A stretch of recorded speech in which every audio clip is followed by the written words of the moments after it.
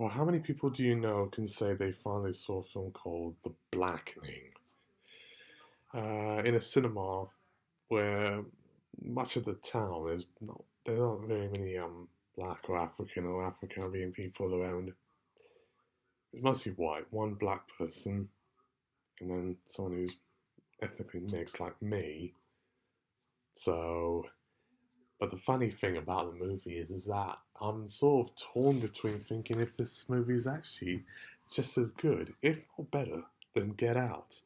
And both films are compared quite, a bit alongside Scary Movie and People Under the Stairs. And I actually mentioned this, that and People Get Out in the film itself. I actually had a real blast watching Black, and it was hilarious, especially with all the sort of comedic and satirical banter about black versus who's black, light skin versus dark skin, colorism, and playing on sort of minstrel stereotypes. And it's just really sort of on the nose, quite controversial humor. I'm sure there's going to be a lot of people watching this that will switch off or say, this is woke propaganda. We gotta ban it. My name's Ron DeSantis. It's woke. You gotta ban it. How original. Well, as far as I'm concerned, with all the films I've seen over the past months and this year, we've had a lot of stinkers. Infinity Pool. I didn't care much for Psychopaths Providence. Sorry to say. Um, Oppenheimer was good, but probably a little too much hype surrounding it. We had some surprises like Pell and Megan and Sisu, and then obviously Barbie, which is a kids movie that's somehow not for children.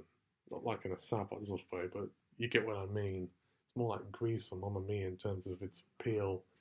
And then one of my favourite films of the year, Empire Light, and then Strays, two films which I really liked.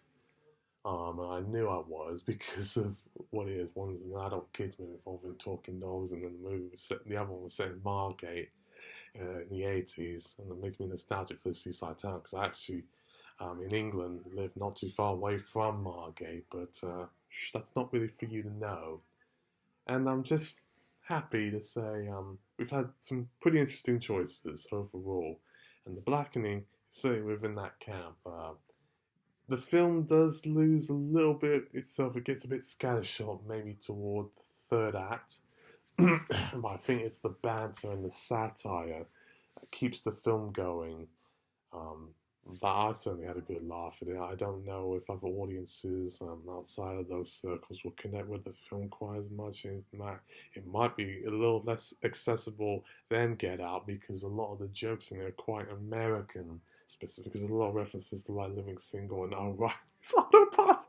And having been in California for quite a while, you certainly pick up a few things. I was, because I'm partly a Yank. You start laughing at yourself and you're like, ah.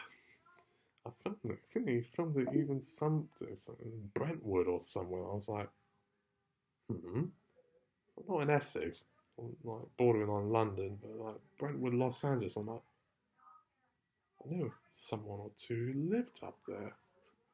Small world. So yeah, want to have a good laugh and get woke, but don't go broke.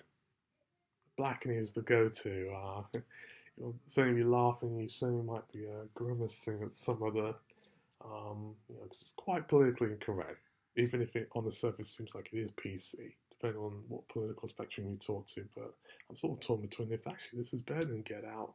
I certainly had more of a blast with it than I did with Passages and Psychopaths and Oppenheimer. But who knows? Time will tell, really. Skinny Media signing off.